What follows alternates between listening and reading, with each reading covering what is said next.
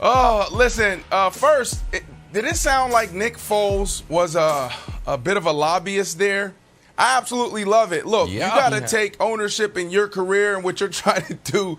But Nick Foles went out there and was like, look, I'm a third stringer. He wanted that to be clear. Everybody in the NFL knows that Nick Foles is not a third stringer. If anything, he's a backup. Yeah, and he's a guy that you can count on that can keep things together when a guy like Carson goes down. Look, go back to 2017. Carson Wentz was lighting the NFL on fire, okay? 33 touchdowns, 7 interceptions, 103 quarterback passer rating. We talked about that yesterday. I talked about it yesterday. And then he went down, okay? Brutal injury at the wrong time. Terrible timing. Then Nick Foles stepped in. And yes, they did change some things up. And that boy came in and went on a tear himself. Like, that offense went to a new level. That deep ball emerged. Alshon Jeffrey start making more, bigger plays. So, with that being said, we know what the history is there. He didn't say, he is a great teammate. He said, look, he's a great player and he'll bounce back. They know that if he comes in there, there's going to be some bad blood. There's going to be some tension. We talked about it all last year where Carson Wentz is fragile, that mindset. And that's one of the reasons why he wanted out. That's one of the reasons why it didn't work last year, because of who they brought in. They brought in Jalen Hurts. So it won't work. But with all that being said, Nick, if I'm Chris Ballard, the general manager there, I do it. I do it quick. Look, this is the National Football League, and yesterday you talked about the schedule, how brutal of a start of a season it is. You don't have time to waste. If you fall behind to the Tennessee Titans and what they have going on there, bringing in Julio Jones, oh my goodness, and that running game, yeah, you may not have an opportunity. So, no, you got to go get it done right now. Who else out there can you get? There's nobody else that can come in there and help you make it through this stretch until Carson Wentz gets back. So there's a lot to unpack here. First, I want to talk about the Bears side of things. If I'm Ryan Pace, I cut Nick Foles today. That was outrageous. Whoa. You're on the team, buddy. Like, what are you doing? Like, he's like, we haven't talked yet. Yeah, no bleep, you haven't talked. It's not allowed. Like, I don't. Hey, Nick Foles, do you know why you're the third string quarterback? Because that team watched you play last year and said, by God, someone call Andy Dalton, because he'll be better than what we had. They gave you every opportunity to prove yourself. They gave you a bunch of money that you didn't play up to the level of, and you were terrible. And by the way, you were terrible in Jacksonville. So this idea of he's like, listen, I'm going to go dice him up with the third string, and he's my favorite coach I've ever had, and when I go somewhere, you want to... What are you talking about, buddy? So, yeah, I don't think the Colts should have to trade much for Nick Foles, because I think Nick Foles should be released this morning. If I'm running the Bears, I'm like, you got to be kidding me, man. Like, stop it.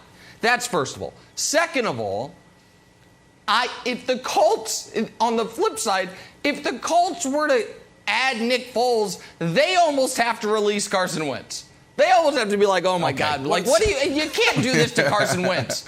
Yeah, I mean Carson Wentz doesn't deserve that. I just mean like Carson Wentz can't have this guy following him throughout his whole career, city to city, just like because poor guy. Like, and so I do think Wilds, that the kind of underrated story of this, everyone talks about what a great job Chris Ballard has done. And I think that is correct.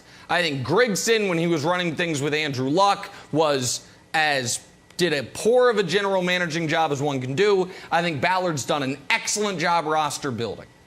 But, and we can show the graphic, when Carson Wentz is your quarterback, you need to have a backup plan. Because it is not shocking he got hurt. It would have been shocking if he didn't.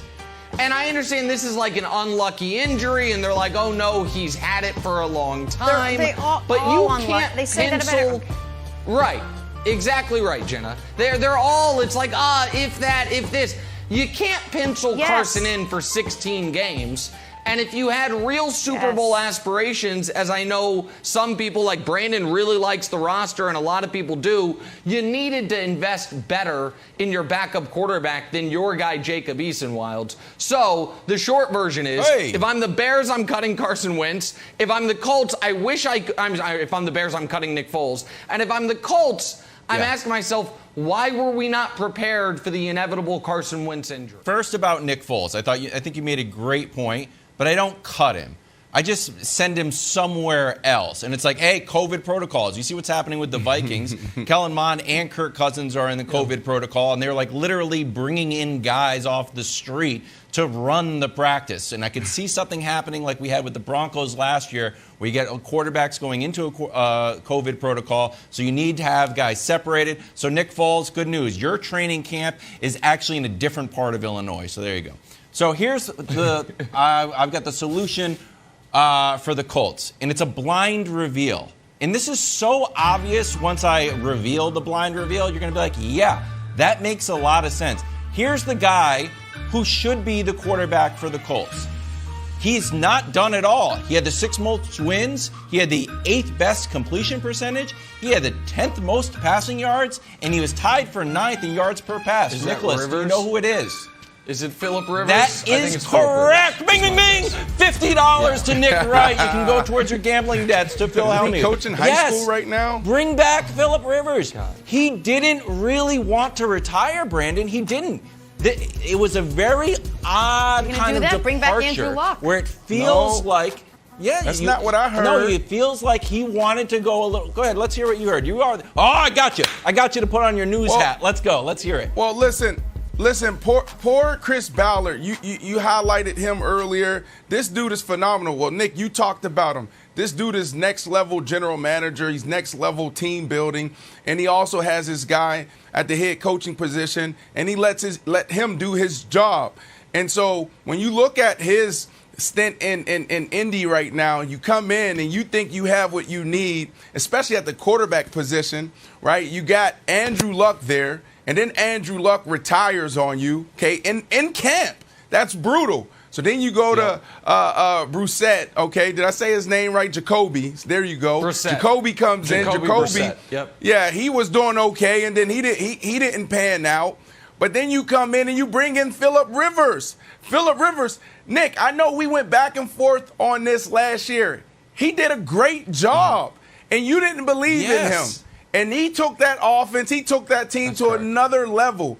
And Chris wanted him back. The whole organization wanted him back, but he was torn. He wanted to go, and he wanted to go, be Papa. He has a lot of children, and he also wanted to be a high school coach. So I don't think this is going to happen because this ball was in Phillip Rivers' hands last year. Well, and so if we're going to talk about Ballard and the what-ifs, the other what-if is this. They could have, with the assets they traded for Carson Wentz, they could have traded for Jimmy Garoppolo.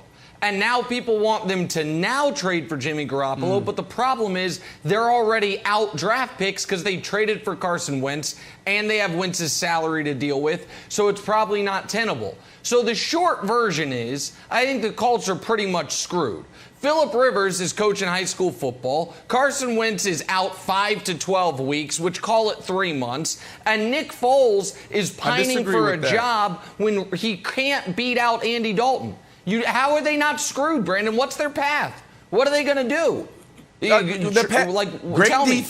Great defense, and lean on the run game. Lean on the run game. Don't forget about that, Nick. We can't. Yes, you're right. It's going to be tougher for him for sure, right? You need a guy that can come in there and can get it done. Excuse me. But when you look at that defense, top 5 defense, that defense is smart. They're physical. They can turn the ball over, and then you have an offense that can run the ball. They can dominate the clock, so they still have a chance. Please don't get that twisted. Thanks for watching. Subscribe here to get the latest from the show. Also, be sure to check out more of the best clips from First Things First, or go watch a few segments from our other shows on FS1.